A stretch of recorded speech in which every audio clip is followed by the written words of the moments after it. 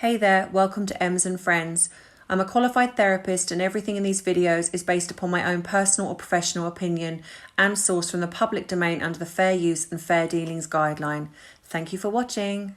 So, hey Bubble family, welcome back to the channel, and woo, you have a number 2 video. Now, I was going to see if I had enough time to do a second one, and I ummed and ahed, and I just popped onto Twitter and I just saw that Piers Morgan has had the outcome from Ofcom, and I thought I have to do a little video about this because this is fantastic news. Now, I may not always agree with how Piers Morgan delivers things. I may not always agree with, sometimes I have watched his interviews and I'm sitting there kind of going, ouch, because I do think sometimes he goes into things like a bull in a china shop, and sometimes his deliverance is not always great. However, there are obviously times I do agree with him. But the one thing I will get behind 100% is that he has every right to his opinion. Now, we have spoken about this before on the woke cancel culture. Taz and I did a video. I will put a link in the description box below if you have not seen this video. And it talks about where this new woke culture is now going against opinions. Now, when I listened to that interview that he did, and he talked about the his opinion regarding the Oprah interview, which, let's be fair, most of us share, and this is where I'm going to take my therapist hat off and I'm going to put my M's hat on. And it was an absolute pile of shit. Absolute lies. But the clever thing where Meghan thinks she's clever is that she talks about things like, for example, her suicidal thoughts or her thoughts of not wanting to be here anymore. Now, unless you're there in the room, it's very difficult to dispute something like the miscarriage. And I spoke about, I think in my last video, where I talked about when you're talking about something so personal and that a lot of us women have experienced, you're playing on people's sympathy, you're playing on people's relational depth into them listening and empathizing with your story because they've been through it themselves. And this is kind of what she does. Now, anyone that knows anything about narcissism will absolutely 100% know that they are just full of ego. They are incredibly damaged and they do not care about other people. So for her to say, if we are going with the rule of thumb that she is a narcissist, which I absolutely believe she is, she would not end her life. I'm sorry if there are people out there that disagree with me. The only way anyone who behaves in that way would be for attention. They would attempt something knowing the fact that it wouldn't happen, that the outcome wouldn't be that anything would happen to them. And I really am not saying this to upset anybody, but this is the truth of the matter. A narcissist is so egotistical and so hell-bent on revenge that they would not take, they fill themselves up with their own sense of self-importance. And to them, they are the only ones that matter. They feel entitled. They feel that they are above everybody else. So they would not take their own life, but they would use it in manipulation. So they would, and I can absolutely see her saying, if you don't do this, Harry, if you don't do what I want, if we don't leave the royal family, I will end up doing what your mum did. I will end up taking my life, and unfortunately, and I will put a trigger warning at the beginning of this, and I do say this with the utmost respect to anybody who has gone through any mental health issues. We are talking about a narcissist here. We're not talking about anybody else. And that is how they would maneuver themselves into this situation. And that is what I believe happened. And then, of course, if you remember, we had the Oprah Apple interview with Harry where he said that Meghan came to him. Now, obviously, I don't remember the exact words. I'll see if I can find the clip or the transcript where he said something along the lines of Meghan came to him and said this is what she was feeling, but she was not going to do it because that was what his mother had done. Let's look at that. Who in their right mind would go to somebody knowing their mother had died and say to them, I want to do this, but I'm not going to because of what you went through. What I absolutely don't understand is how some people cannot see that as manipulation. Because if you cared about your partner, you wouldn't say it in the first place. You wouldn't go to them and say, oh, I was going to think about doing this, but you know what? Because of what you went through with your mum, I'm not going to put that on you. Because that ultimately puts it on them. That ultimately puts that pressure on them. You know, because now all he'll be thinking is, if I don't do something, I'm going to have this person's death on my hands. You know, and not only that, she's carrying my child, allegedly. But this is what would happen to somebody if they're in a narcissistic relationship and that person was pregnant, say, for example, and they were saying something like this. It's absolute manipulation. And it's very cruel. And this is exactly who she is. So, knowing all of that, I absolutely stand by when Piers said, I do not believe anything she has said. Bearing in mind, he also has intimate knowledge of her as well, because obviously he did start a friendship with her. And like most of the men that she's used, I think he was one of them. I think she used him to get into circles. I think he was flattered by her. I think she's, you know, to him, she's a very young, younger than him anyway, you know, attractive woman. And I think he was flattered. I think he had his ego stroked by her because that's how she does it. And I think he was burned by her. So I do think there is an element of course, he's angry. And I think, but that anger and that, is almost fueling him to find the truth. And so this is why I think he cares about exposing them, because he's hurt and angry by her actions, and then hurt and angry by Harry's actions. And so it becomes this kind of, do you know what, I'm actually going to get to the bottom of this and I'm going to find the truth out, and I'm going to expose you. And, you know, and in some ways, you know, there's some of us, you know, there's a few of us that might behave that way. So I don't blame him for that. And I do not blame him for having an opinion. What angers me is that certain people, and we're talking about Omid Scobie and the Meghan and Harry fans, that are fueling this racist narrative. And I absolutely think, do you not understand what racism is? Because how can you take what he said as racism? Because what you're doing, basically, if someone has said, I'm not racist, at no point have I mentioned the colour of her skin, her cultural background, or any of those things, I'm going on behaviour. That then in itself is not racism. You know, so you cannot tell someone what they think and feel. You know, and this whole unconscious bias, well, it's unconscious for a reason. Now, for example, if you have an unconscious bias, and yes, you would maybe want to look at that, but how does someone tell you it's unconscious? Because it's unconscious. So that's basically someone saying to you, oh, because you don't like someone, it means you're racist. When someone else then says, well, no, I just don't like their behaviour. Oh, no, it means you're racist. No, it doesn't. No, it does not. Racism is based on how you behave and your actions, and it is based around skin colour, cultural background. You can be bigoted, you could be homophobic. Those things are very apparent. But when you are okay with someone, for example, he's quite happy to talk to other women of colour, other men of colour, and I'm pretty sure he knows people and has friends in men of colour, women of colour. But you are then singling someone else out because of behaviour, then that means that you don't like someone because of their behaviour, because of what they're doing. It has nothing to do with their colour of their skin. Now, let's bear in mind that also Meghan Markle does not look like a woman of colour. And the more she ages, the less of colour she becomes, let's face it. And then we have another one, Omid Scobie, who jumps on every bandwagon he can to protect and defend her. You know, now he's coming out and saying that they were not involved in the book. And yet I'm sure, correct me if I'm wrong, people, but I'm sure in the court documents, did she not admit to being involved in the book? And did he not also say in the book that she rang him to see if he's okay? Sorry. The lies that come out of that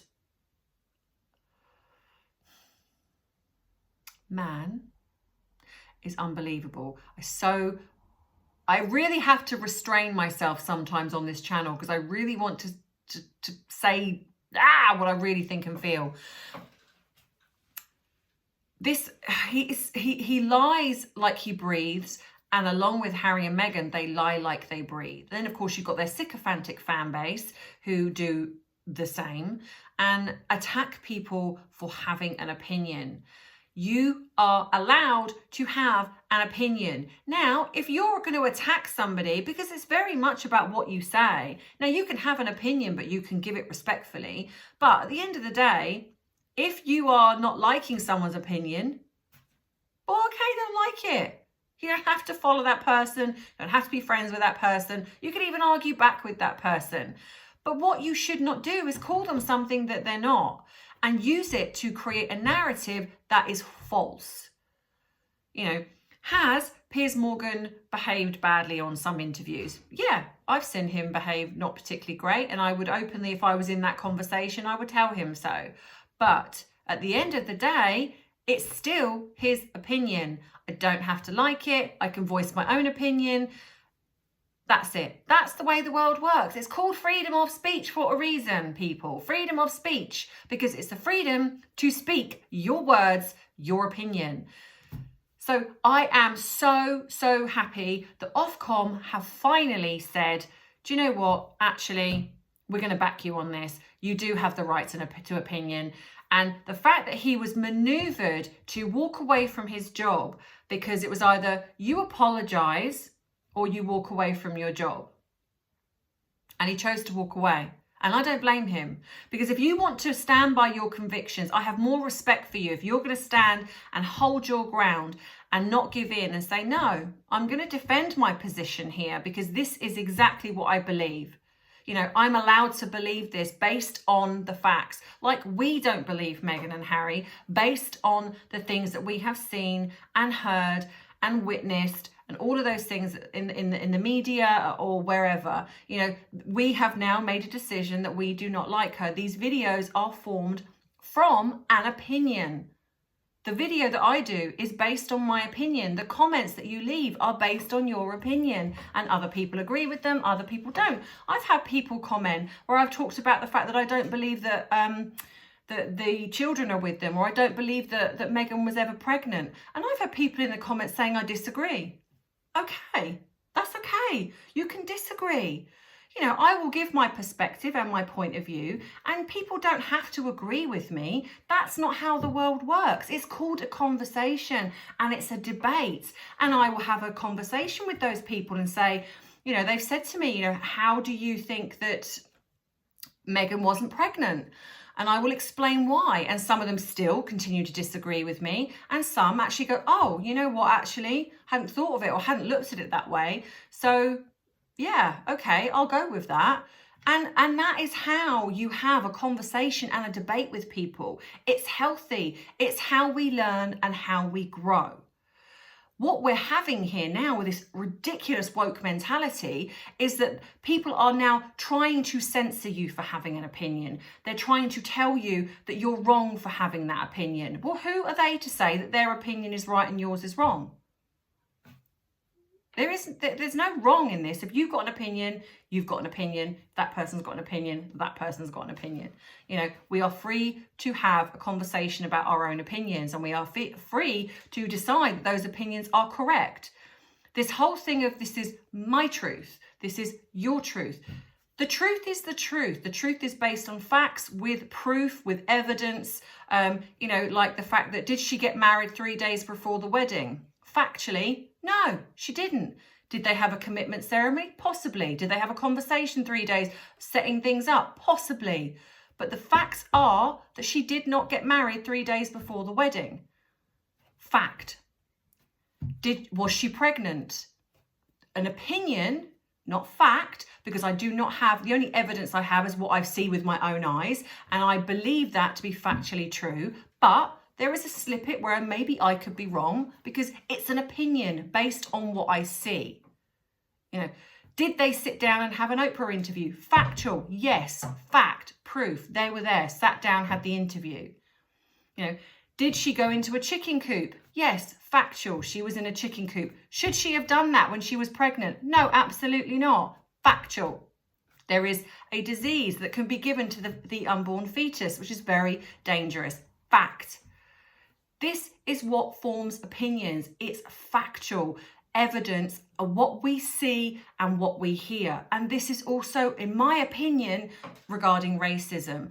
If I look at somebody, I look at somebody for the person. But do I notice they are a different skin color? Of course I do. Like somebody would notice I've got green eyes, or I've got my hair's dark, or I've got glasses on today, you know, but my opinions are based around people's behavior.